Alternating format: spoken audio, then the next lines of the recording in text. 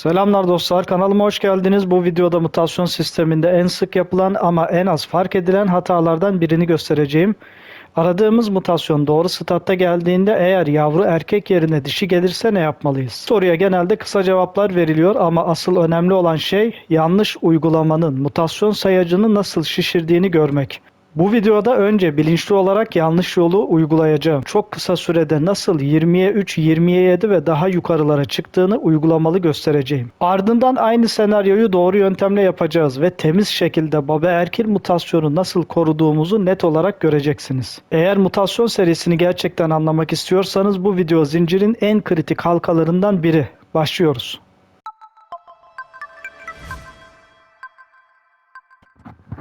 Şimdi arkadaşlar burada 20'ye 2 baba erkek zincire kadar güzel geldik. Hasar kısmında 357'yi bulduk. Bundan sonra 371'i bekleyecektik burada. Bir önceki videoyu izlerseniz anlatacaklarımı daha iyi anlarsınız. Bunu yorumlarda da soranlar oldu arkadaşlar. Aradığımız statlar dişi de gelirse, dişi bir yavru da gelirse ne yapacağız? Burada hata yapmamamız gerekiyor. Ana erkil bir dişi geldi, dişi yavrumuz geldi ve statlarda tam istediğimiz gibi 371'de. Evet, aradığımız yavru erkek gelmedi ama statlar 371'de bu dişi geldi arkadaşlar, bakın. Bakın, fiziksel hasar 371 ve dişi arkadaşlar. Bu erkek olsaydı çok güzel. Bakın, baba erkil zaten 20'ye 2 idi.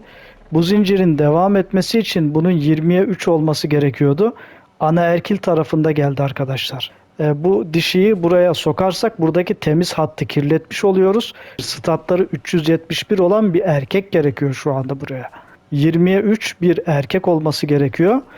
Yapmamamız gereken hatayı gösteriyorum öncelikle arkadaşlar. Mutasyonluyla bunu çiftleştirdik diyelim. Ne oldu arkadaşlar? Bakın, şu arkadaki yavru geldi. Yapılan bir hatanın neye mal olacağını uygulamalı olarak gösteriyorum burada arkadaşlar. Dişi geldi. Velev ki erkek olmuş olsaydı bu. Statlarına bakıyoruz arkadaşlar. Erkek de olabilirdi bu. Bakın, 371 de olabilirdi stat. Şu anda 357 ama burada sorun şurada arkadaşlar, bakın. İşte burada arkadaşlar zincir bozuluyor, bakın. 20'ye 3 ana erkil, 20'ye 3 baba erkil oldu. Bu erkek de olsaydı aynı durum söz konusu olacaktı. Çünkü bakın, bunda kaç mutasyon var? 2 tane burada, bir tane burada, 3. 3 tane mutasyon var arkadaşlar bunda, bakın. Annede 3 tane mutasyon var. Babada kaç tane mutasyon var? 2 tane mutasyon var. Burada sayacın da önemi var arkadaşlar. Burada sayacı göz ardı edemeyiz. Çünkü sayaç şiştiği zaman arkadaşlar kontrolü kaybediyoruz. Toplamda bu anne ve babada 5 tane mutasyon var. Yavrusu ne oldu arkadaşlar bunun? Baba erkil 20'ye 3, ana erkil 20'ye 3. Bunun babasında 2 mutasyon vardı. Kendisine de 1 mutasyon bindi. Bunu renginden anlayamıyoruz arkadaşlar. Mutasyon her zaman renk değildir. Bunu renginden anlayamıyoruz. Nereden anlıyoruz bunu? Statlardan anlıyoruz, bakın. Bunun statı dayanıklılığa gitti arkadaşlar. Burada ne oldu? 20'ye 2 idi babasının mutasyonu, 20'ye 3 oldu. Hem kendisinde mutasyon var hem babasında mutasyon var arkadaşlar. Annesinde de mutasyon vardı. Ne oldu arkadaşlar? 20'ye 3 oldu. Şimdi diyeceksiniz ki mesela tamam, ben bunu buradan sonra kurtarayım o zaman. Bunun yanına mutasyonlu değil de bir tane temiz alayım dediniz. Buradan sonra durumu artık kurtaramazsınız, bakın. Temiz erkek getirdik buna. Bunda hiç mutasyon yok, bakın. Yedeğe ayırdığımız temiz erkeklerden de bu. Hiç mutasyon yok arkadaşlar bunda. Bunlardan doğan yavru ne oldu arkadaşlar? Bakın.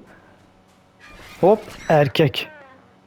Erkek yavru tam aradığımız gibi erkek oldu arkadaşlar. Şimdi stadı bekleyemediğim için ben özellikle buradan gösteriyorum. Bakın, burada baba erkil tarafı 0 ama ana erkil tarafı kaç? 7 arkadaşlar. Gördünüz mü? Bir anda 20'ye 2'den 20'ye 7'ye nasıl uçtu arkadaşlar? Sayaç şişti burada, bakın. Burada kontrol edemezsiniz. Kontrolü elden kaçırırsınız arkadaşlar. Zincir bozulur. Stat neredeydi? Kaçtı? Nereye gidiyorduk diye iyice karışır arkadaşlar olay. Bakın, özetliyorum burada arkadaşlar. Burada aradığımız yavru erkek değil de dişi geldiği zaman mutasyonlu bir erkekle bunu karıştırmıyorsunuz arkadaşlar. Mutasyonlu bir erkekle karıştırırsanız zincir büyüdükçe sayaç şişer arkadaşlar. Sayaç şişer ve kontrol edemezsiniz. Bir baba tarafına kayar, anne tarafına kayar, ikisine kayar arkadaşlar. Bir bakarsanız 20'ye 20'ye gitmişsiniz.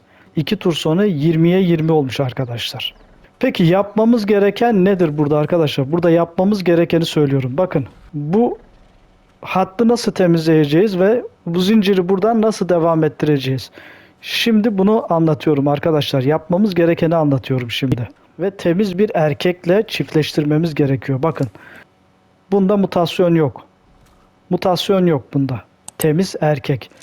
Temiz erkek bu hem anneden hem babadan mutasyonlu arkadaşlar.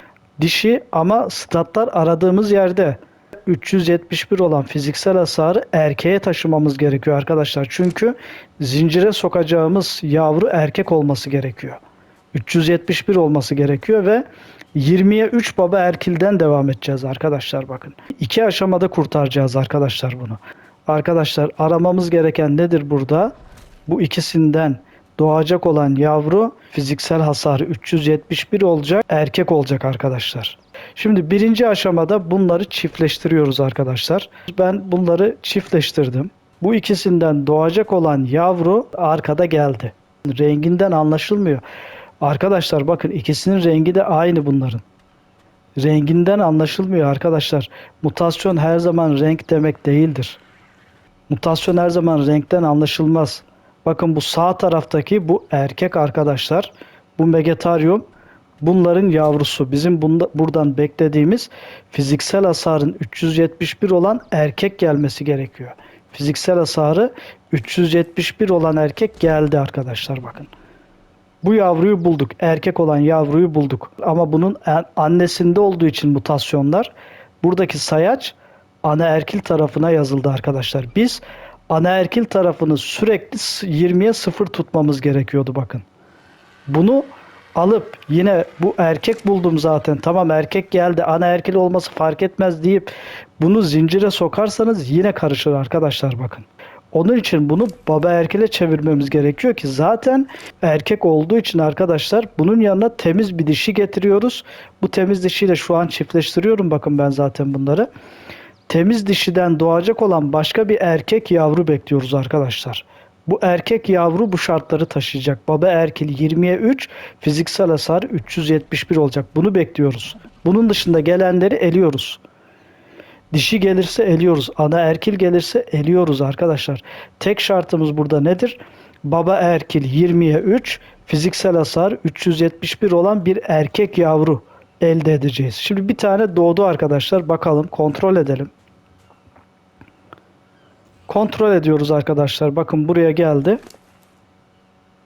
Evet bakın fiziksel hasar 329 ve dişi. Eliyoruz arkadaşlar. Bakın buradan doğacak yavrular zaten baba erkil 20'ye 3 olacak. Çünkü bunun mutasyon babasında annesi temiz arkadaşlar. Bakın bu dişi temiz. Dişiyi de gösterelim arkadaşlar. Bakın bu dişi temiz. Temiz dişi. Mutasyon yok bunda arkadaşlar. Babasında ise arkadaşlar babasında ise 3 tane mutasyon var anne tarafından. Onun için bundan doğacak olan bunlardan doğacak olan yavrular eğer yeni bir mutasyon yoksa baba erkil 20'ye 3 gelecek. Ve aradığımız yavru geldi arkadaşlar. Evet bakın buraya koydum ben platforma. Şimdi artık ismini bu şekilde mutasyon erkek 3 diye isimlendirdim bunu. Artık bundan devam edeceğiz arkadaşlar. Zincire sokacağımız erkek budur. Neden? Çünkü bakın. Erkek fiziksel hasar statları 371 arkadaşlar. Fiziksel hasar 371 ve 20'ye 3 baba erkil. Anne hattını temizledik. Temiz dişi kullandık çünkü burada. Temiz dişi kullandığımız için. Özetliyorum arkadaşlar. Beklediğimiz 371 erkekten değil dişiden geldi. Bu dişiyi temiz bir erkekle çiftleştirdik. Bundan gelen yavru erkek 371 olan aradığımız yavru erkek ana erkil oldu arkadaşlar. Ana erkil olduğu için bu erkek arkadaşlar bakın. Bunu da temiz bir dişiyle çiftleştirdik. En sonunda çok fazla beklemeden erkek yavruyu burada almış olduk. Rengi orijinal arkadaşlar, bakın. Renk önemli değil şimdi. Burada arkadaşlar biz renge bakmıyoruz. Bizim aradığımız şey stat arkadaşlar. Renk orijinale döndü. Temiz dişilerden, temiz erkeklerden karıştığı için arkadaşlar bu renk bunda gitti arkadaşlar. Ama bunun soyunda mutasyon var arkadaşlar. Kendisinde mutasyon yok. Bu sayacı doğru kontrol edebilmek için bunu yapıyoruz arkadaşlar, bakın. Bakın bunlar ham stattır arkadaşlar. Bunlara sahiplenme verdiğimiz zaman, ki sonunda vereceğiz. Şu anda bu sahiplenmeleri vermiyoruz. Çünkü buradaki rakamlar karışmasın diye arkadaşlar sahiplenme vermiyoruz.